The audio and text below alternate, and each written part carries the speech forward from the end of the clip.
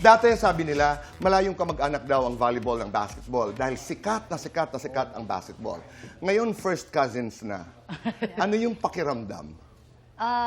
Sobrang saya kasi dati basketball lang talaga yung nakikita talaga ng marami. Ngayon, thankful din kami sa PVL kasi sila din yung ang nabigay ng bridge na mapakita talaga yung volleyball talaga. Yan napapansin mo ba sa mga barangay, halimbawa, bawat basketball court, volleyball court na rin? Meron na din po, yes. Kasi before, nag-start ako sa basketball. Nagba-basketball din ako sa mga bara-barangay.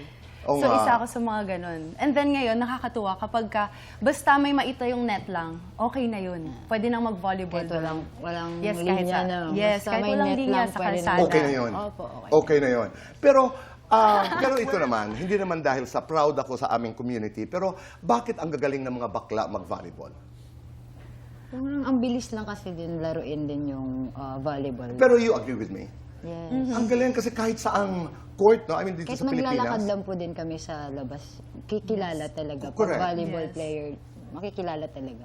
Oo, ang husay talaga.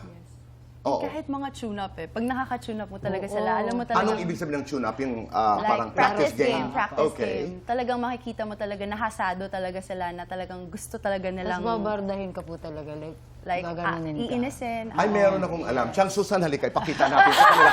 Mabilisan lang. Ngayon, usong-uso kasi, yung nagsuserve ka, tapos sinisigaw, Sisi Rondina! Tapos may pose, di ba? Chang Susan, ipakita natin. Okay. Oo. Okay. Ganito. Okay. Tapos? Mag-serve, Tapos? titignan mo kung sinong gusto mong papuntahin yung bola.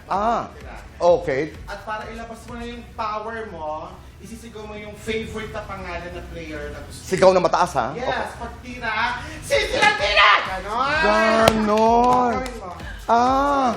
Hindi ko kaya. Maraming salamat, Chang Susan. Oo. Pero nakakatuwa, di ba? Nakakatuwa talaga. Tanggap nyo ba na mas famous ang women's volleyball? Marami ang nagsasabi niyan, kaysa sa men's volleyball. Tanggap nyo ba na mas malaki ang following ninyo kaysa sa mga kalalakihan na naglalaro ng volleyball? I think po, mas nauna lang siguro talagang ma-introduce yung women's bago yung men's. And I Talaga? think it's growing naman yung men's. Yes. And deserving din yung men's volleyball ng suporta kasi grabe din talaga yung hard work talaga nila. And yung mga...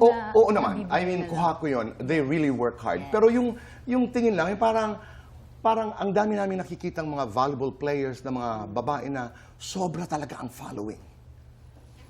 Di ba? Yes. Di ba? Yes. Alam niyo kung bakit? Kasi siguro po, mas na-introduce po ng una ang babae. Okay. Nauna, in other Nauna words. po lang And talaga. maybe po, na, kasi pag basketball, lalaki na.